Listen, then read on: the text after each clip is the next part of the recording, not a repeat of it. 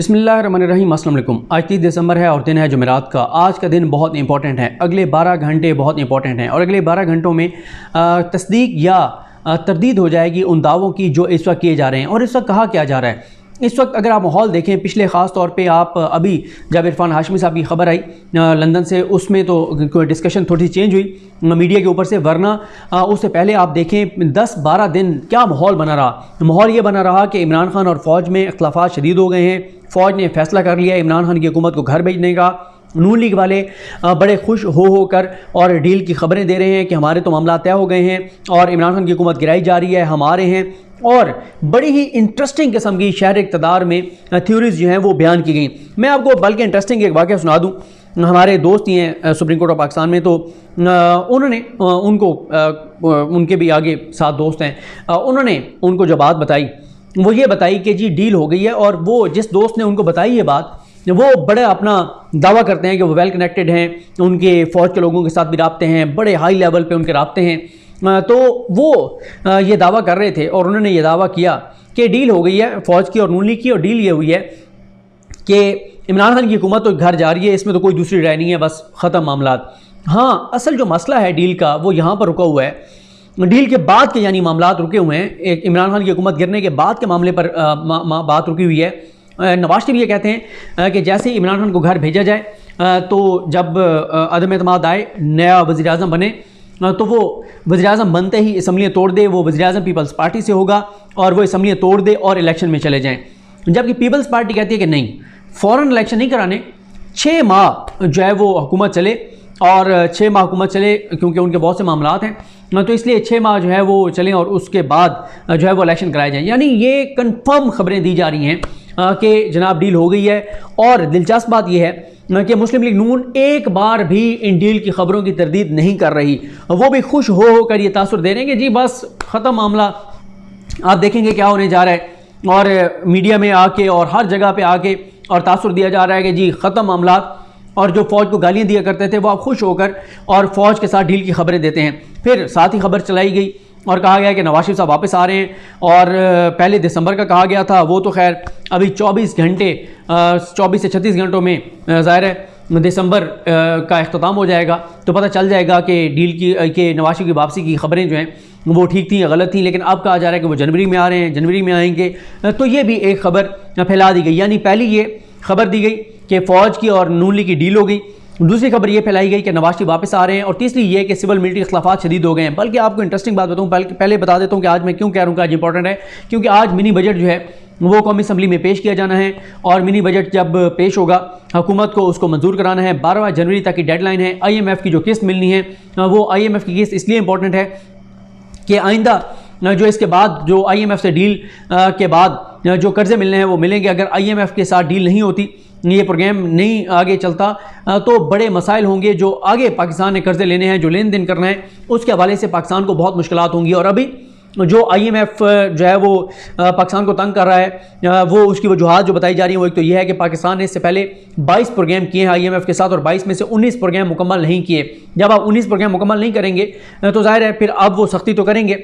दूसरी बात एक और है कि एक ऐसे वक्त में IMF के साथ हमारी बातचीत चल रही है जब अमेरिका और पाकिस्तान के दरमियान तल्लुकात आपके सामने ही हैं। जो बाइडन ने सदर बनने के बाद से अब तक इमरान खान साहब को कॉल नहीं की, समिट फॉर डेमोक्रेसी में पाकिस्तान नहीं गया, और चाइना की वजह से और कुछ और भी वजूहात जो बताई गई थी उन वजूहात से। तो इसको उस तनाजुर में भी लिया जा रहा है कि IMF हो या FATF हो, पाकिस्तान के लिए मुश्किलात इसलिए खड़ी की जा रही हैं कि पाकिस्तान ज़ाहिर है चाइना का इत्तेहादी है, चाइना का दोस्त है, और इस वक्त अमेरिका जो है वो चाइना के ख़िलाफ़ ऐलान जंग एक तरह से कर चुका है मुआशी तौर पर। यानी वो कह रहे हैं कि अब हमारी तमाम पॉलिसीज़ चाइना के मुताबिक चाइना के ख़िलाफ़ होंगी, और G7 कंट्रीज़ और वो सारे मामला जो ईसा नकवी साहब अपनी वीडियोज़ में हमें बताते रहते हैं। तो अब ये है तो बहुत इंपॉर्टेंट, ये जो बिल है वो पास, ये मिनी बजट जो है वो पास करवाना। अच्छा, इस दौरान क्या खबरें चली? एक तो ये खबर आई कि इत्तेहादी जो हैं वो हर, आपको पता है, मौके के ऊपर नाराज़ हो जाते हैं, यहाँ पर भी नाराज़ हो गए।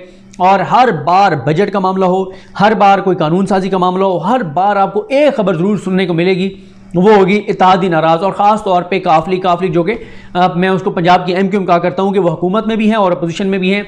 हर वक्त उनकी जानिब से जो है वो काफ लीग की जानिब से डिमांड्स आती रहती हैं। कभी आता है फलाना ब्यूरोक्रेट चेंज कर दो, और दावे बड़े बड़े करते हैं। काफ लीग दावे करती है कि हम अवाम के दुख दर्द की वजह से हुकूमत का इस मामले में साथ नहीं देंगे, फिर साथ दे भी देते हैं। और मसला यही होता है, दरमियान में कोई चीज़ मनमानी होती है, कोई डीसीओ अपनी मर्जी का लगवाना होता है, कोई डीपीओ अपनी मर्जी का लगवाना होता है, कोई पंजाब में तरक्याती फंड्स लेने होते हैं, पहले एक अपना वजीर और बनवाना था, कोई और इस तरह की जो है वो ब्लैकमेलिंग करके और कुछ ना कुछ ले लिया जाता है और फिर हुकूमत का साथ भी दे दिया जाता है। अगर आप ये समझते हैं, काफ लीग ये समझती है कि हुकूमत अवाम का नुकसान कर रही है, अवाम के लिए मसाइल खड़े कर रही है, तो आप हुकूमत से अलग हो जाएं। अलग भी नहीं होते, क्योंकि ज़ाहिर है अलग कैसे हों, वो सारी चीज़ें भी तो नहीं छोड़ी जा सकती। और जहाँ जहाँ काफ लीग जीती पीटीआई की मदद से है। पीटीआई ने वहाँ पे बंदे खड़े नहीं किए, लेकिन अब वहाँ पे पूरा कंट्रोल है काफ लीग का, ब्यूरोक्रेसी सारी उनकी मर्जी की, और सारे के सारे मामला जो हैं वो काफ लीग के लोग ही वहाँ पर देखते हैं। तो ये कहा गया, फिर कहा गया कि अपने लोग नाराज़ हैं, अपने लोग इनके नहीं आएंगे। पहले भी आपको पता है कि कहा गया था जॉइंट सेशन में कि 20-22 लोग जो है वो नून लीग के साथ राब्ते में और वो नहीं आएंगे। तो अब भी ये दावा किया जा रहा है कि इत्तेहादी नाराज़ हैं, इनके अपने लोग नाराज़ हैं, वो नहीं आएंगे। और ये भी कहा जा रहा है कि अपोजिशन की जानिब से बड़े बड़े दावे किए जा रहे हैं कि हम किसी तौर पे भी इस मिनी बजट को पास नहीं होने देंगे, और अगर ऐसा होता है तो ये ज़ाहिर है इमरान खान साहब के लिए बहुत बड़ा सेटबैक होगा। और इसको आप बिल्कुल कह सकते हैं कि इमरान खान के खिलाफ अदम एतमाद हो गया है, क्योंकि इससे पहले 2021 में ही आपके सामने है, जब हफीज़ शेख साहब को शिकस्त हुई, गिलानी साहब जीत गए, तो उस वक्त भी हुकूमत क्योंकि अपनी मेजॉरिटी वहाँ पर सेनेट इलेक्शन में सेनेटर की सीट पे वफाक में साबित नहीं कर सकी थी, तो फिर इमरान खान साहब ने एतमाद का वोट लिया था, और बहरहाल एतमाद का वोट वो ले लिया था उन्होंने, और फिर तहरीक इंसाफ के बहरहाल उस वक्त वो जो दबाव था वो ख़त्म हो गया था। लेकिन अब एक ऐसे इन्वायरमेंट में ये मिनी बजट पेश होने जा रहा है, जो कि जिसमें आपको मैंने बैकग्राउंड बताया है कि सिविल मिलिट्री तल्लुकात के हवाले से बड़ी बड़ी क्या सराहियाँ की जा रही हैं, बड़े बड़े दावे किए जा रहे हैं, बड़ी बड़ी जो है वो चीज़ें बताई जा रही हैं, इंकशाफात किए जा रहे हैं, या फिर नवाज शरीफ की वापसी की बातें चल रही हैं। और बल्कि यहाँ तक कि जो नजम सेठी साहब हैं, वो उन्होंने एनालिसिस किया 4-5 दिन पहले, उनके प्रोग्राम में मैं सुन रहा था, उन्होंने तो यहाँ तक कह दिया कि ये जो मिनी बजट है वो पास नहीं होगा, इमरान खान की हुकूमत नहीं रहेगी, इमरान खान की हुकूमत चली जाएगी, मार्च में नई हुकूमत आ जाएगी पीपल्स पार्टी और नून लीग की।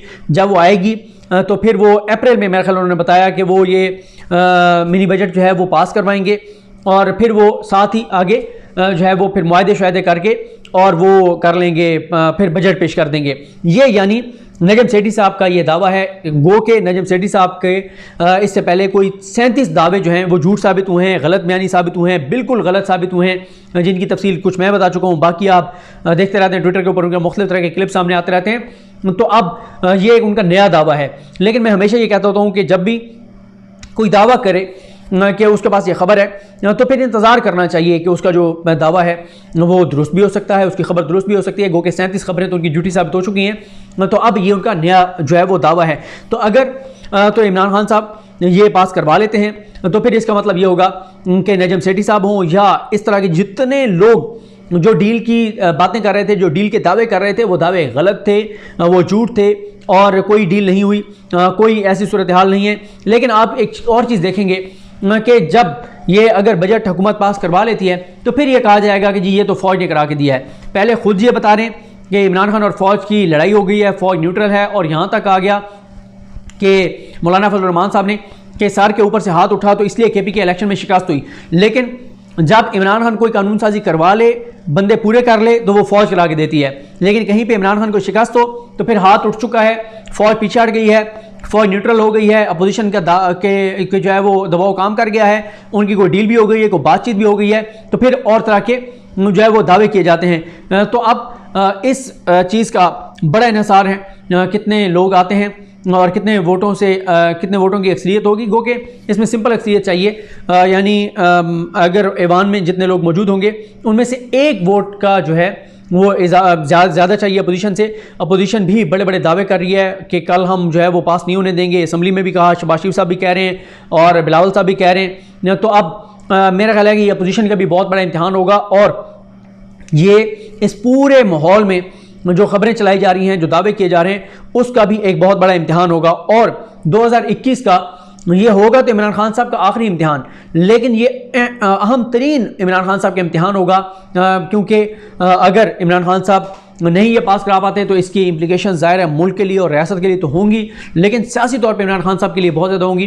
क्या फिर इमरान खान एतमाद का वोट लेके बताएंगे या फिर ये कैसे पास कराएंगे, ये तो बहरहाल आज के दिन में अगर ये पेश होता है, क्योंकि पहले काबीना के सामने ये मिनी बजट जो है वो पेश होगा, वहाँ से उसकी मंजूरी दी जाएगी और फिर ये असम्बली में आ जाएगा। अब असम्बली में आ जाता है, असम्बली में कल आता है, नेक्स्ट वीक आता है। बहरहाल जो इतलात हैं वो यही हैं कि आज जो है वो असम्बली के अंदर पेश किया जाएगा।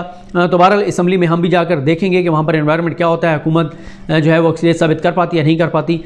ये दिन आज का बहुत इंपॉर्टेंट है। तो देखते हैं जो भी सूरत हाल होगी उससे आपको आगाह करेंगे। मुझे अपनी दुआ में याद रखें। लकीम हम सबका हामी नासरो। अल्लाह हाफ़िज़।